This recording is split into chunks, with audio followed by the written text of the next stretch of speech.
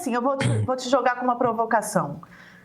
Eu acho que se o presidente Lula tivesse terminado este carnaval com o saldo só da sua imagem saltitante na Bahia, no bloco do Baiana System, ele teria tido um saldo muito vencedor de vitalidade, de conexão com uma festa popular, de entrosamento ali com uma festa popular e tudo mais. O Rodrigo Varg nos perguntou aqui, mas o que vocês sugerem que o Lula tivesse feito se uma escola escolhe te homenagear? Ficar distante, não participar? Sim, Rodrigo Varg. A minha resposta é, exatamente isso. Obrigada, manda uma cartinha, agradeço e toma distância. Politicamente é o que eu acho que deveria ter sido feito. Sou só eu que acho isso? Não, todos os nossos colegas que cobrem Brasília, que cobrem Planalto, vêm noticiando desde segunda-feira, já antes, na verdade, do esforço ali de assessores do Lula de manter a Janja fora da Sapucaí, do desfile, por causa dos riscos jurídicos e políticos, mas no saldo, no pós-desfile, o rescaldo para os assessores próximos, Creomar, é o de que não foi positivo, não houve ganhos, dividendos políticos a serem contabilizados. O que você acha desse desfile e dos eventuais dividendos políticos? Flávia, eu acho o seguinte, assim, vamos lá. Em política, toda ideia é muito boa até ela se provar muito ruim, tá? Basicamente, o que a gente tem aqui? Em se tratando de governo, e nisso o governo Lula não é diferente do governo Bolsonaro, do governo Temer, do governo Dilma, do governo Lula, do governo Fernando Henrique. Governos são pródigos a tomarem decisões baseadas naquilo que o mandatário quer ouvir, ou naquilo que as pessoas estão próximas do mandatário querem ouvir. E isso significa dizer, não só aqui como nos Estados Unidos, em todo lugar que a gente tem a política competitiva, a democracia mais ou menos funcional, presidentes vão estar cercados de pessoas que vão se destacar por falarem aquilo que ele quer ouvir e não necessariamente por entregarem boas ideias. E aqui vamos separar duas coisas que eu acho que são bem importantes para o debate.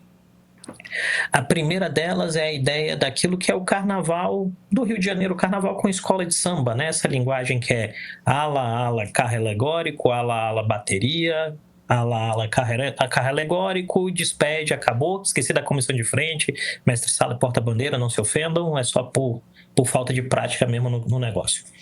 Mas basicamente o carnaval onde você tem escola de samba e, sobretudo, o carnaval carioca, é um carnaval construído na ideia de deboche.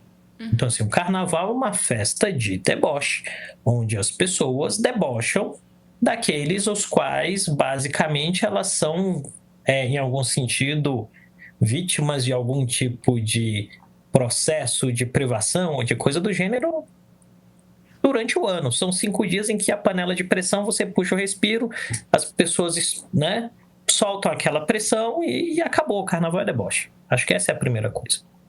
A segunda coisa é como o Brasil passou a lidar, os setores da sociedade brasileira passaram a lidar com essa dinâmica do deboche ao longo dos anos. E aqui a gente tem claramente um crescimento de uma determinada rejeição à ideia do carnaval, assim, com algumas coisas às vezes que excedem um pouquinho, tipo, sei lá, vamos supor, eu vim em Belo Horizonte onde você está se consolidando um carnaval de rua, que um pessoal de um determinado grupo que não queria que as pessoas fizessem carnaval decidiu ajoelhar no meio da avenida onde os caras iam passar. É uma ideia imprudente, mas aí todo mundo é adulto e tem a capacidade de lidar com as suas próprias imprudências e as consequências dos seus atos. Em teoria, porque todos nós somos adultos e sabemos que a maioria das pessoas vive em negação ou dissociação acerca daquilo que elas fazem efetivamente. Junta essas duas coisas, o carnaval como deboche, as pessoas tomando decisões e leva para o mundo político. O que acontece? Esta será, com aquilo que a gente tem hoje, São exatamente 1h04 da tarde no meu relógio do dia 19 de fevereiro, com o retrato de 1h04 da tarde do dia 19 de fevereiro.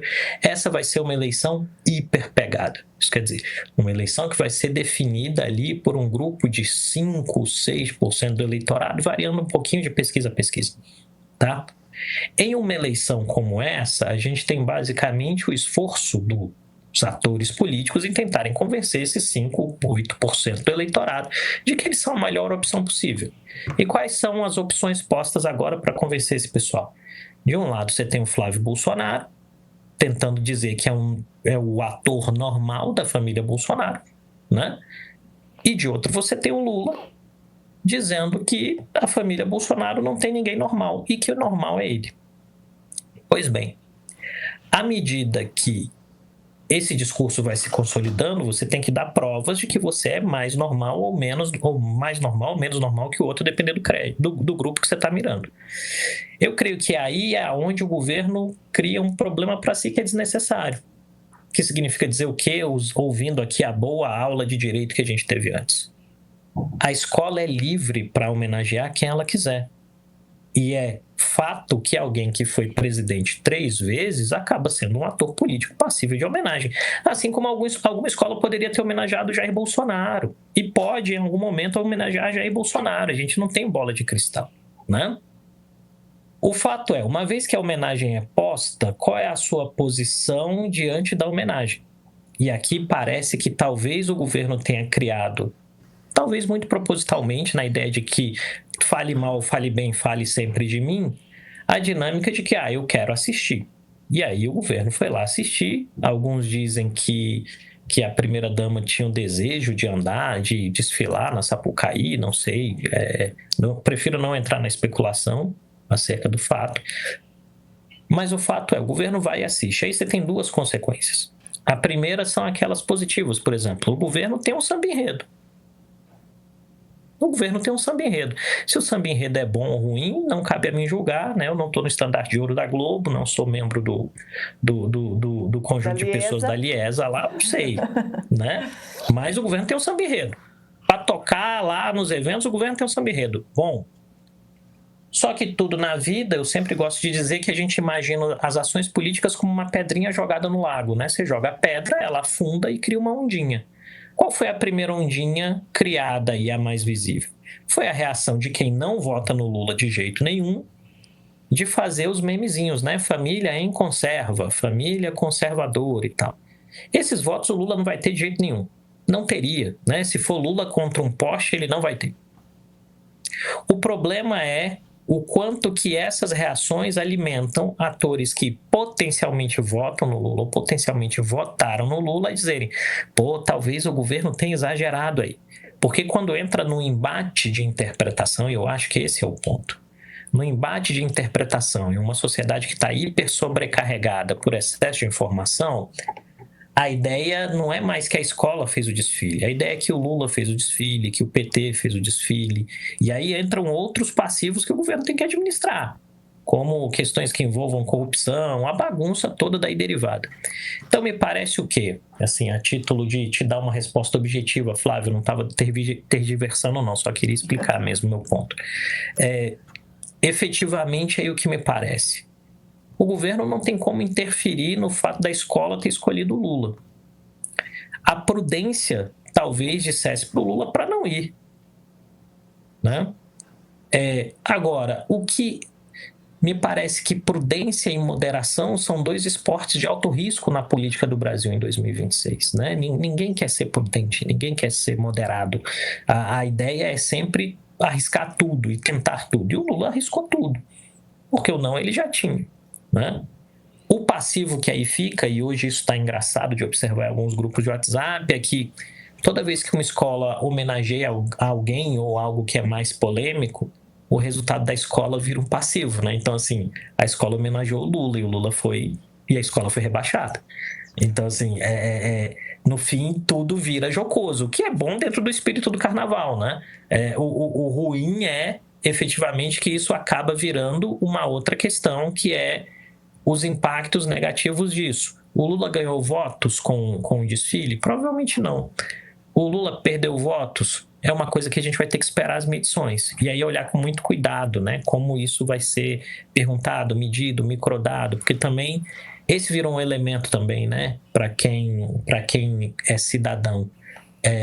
Tem que aprender a ler a pesquisa, né? Acaba sendo muito sobrecarregado, é muito complicado. Creomar, o Léo tem uma pergunta aqui pra gente. Uma observação, isso vale para escolas e escolas. Foi até comentado aqui no meio que era praticamente impossível a escola de Niterói não cair pela estrutura do Carnaval Carioca. As escolas que sobem dificilmente conseguem ficar no grupo especial. Agora, vamos lembrar que a Beija-Flor foi campeã do Carnaval Carioca homenageando a ditadura da Guiné Equatorial.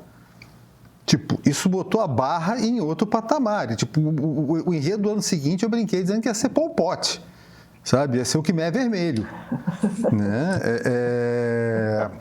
Então, ainda tinha um agravante que era um passivo previamente contratado, que era o praticamente certo rebaixamento da escola. Uhum. Exato. Agora, tem um... Diga lá, Creomar. Não, só pode dizer, Flávia, depois eu vou. Eu ia acrescentar que um dos nossos espectadores, o Guilherme Lefort, faz uma provocação que é a seguinte: em outubro ninguém nem vai lembrar disso, como sempre. E isso, Guilherme, vai... Aí depende, aí é que a judicialização pode estender o assunto ou não. Eu tendo a concordar com você se o assunto não fosse judicializado, porque, de fato, hoje em dia, no ritmo de campanha, embora as coisas sejam resgatadas na hora da campanha em si, né? Mas, ainda assim, o ritmo de campanha é muito mais acelerado do que já foi no passado, e um fato tende a ir se sobrepondo a outro, tem muita coisa para acontecer até lá, tem muito assunto para acontecer, e o Creomar vai poder falar disso 1000 vezes melhor do que eu, mas campanha presidencial em particular, que tem muito dinheiro, muita equipe, muita gente procurando brechas, o telhado de hoje é a pedra de amanhã, né? E cada um vai virando a vidraça, dia sim, dia não, você está numa posição, certo? Então, eu concordo com você que isso pode vir a ser minimizado até outubro, mas existem alguns efeitos que são um pouco mais longevos, que são os que causam antipatia. Uhum. Porque aí é diferente um fato assim bombástico ou uma espuma que logo vai embora. Mas todos os presidenciáveis precisam de algum grau mínimo de simpatia de 50% mais um para ganhar. E numa disputa tão acirrada, se uma porcentagem pequena passa a olhar para um candidato por quem não tinha necessariamente uma antipatia já consolidada, com antipatia, esse voto está perdido. Porque reverter antipatia eu acho muito difícil. Eu não sei se você concorda. Posso acoplar uma... Em ano eleitoral, o problema não é falta de informação, é o excesso de ruído, gente, a superficialidade e a briga constante pela sua atenção. É fácil se sentir perdido. O nosso trabalho no meio é fazer o oposto. Nossa missão é te dar clareza. É por isso que criamos a Pesquisa Meio Ideia, uma parceria nossa com o Instituto de Pesquisa Ideia, e os resultados de fevereiro já estão disponíveis. A pesquisa acompanha mês a mês o humor do eleitor brasileiro, o que pesa na escolha, o que muda voto, quais movimentos estão se consolidando no cenário político. Quem é assinante Meio Premium recebe a pesquisa em primeira mão em PDF, feita para leitura no celular e para circular, porque informação de qualidade precisa andar. Mas olha, a pesquisa é apenas a porta de entrada do nosso pacote de eleições de 2026. O pacote inclui ainda análises exclusivas que conectam os pontos, reportagens de bastidores direto de Brasília e newsletters especiais que antecipam os movimentos da política. É a sua ferramenta para ter uma visão de 360 graus, formar sua própria opinião com base sólida e qualificar as conversas que realmente importam. Por apenas R$15 por mês, você deixa de ser um espectador da política para se tornar alguém que entende profundamente. Assina o Meio Premium, tenha o controle da sua informação.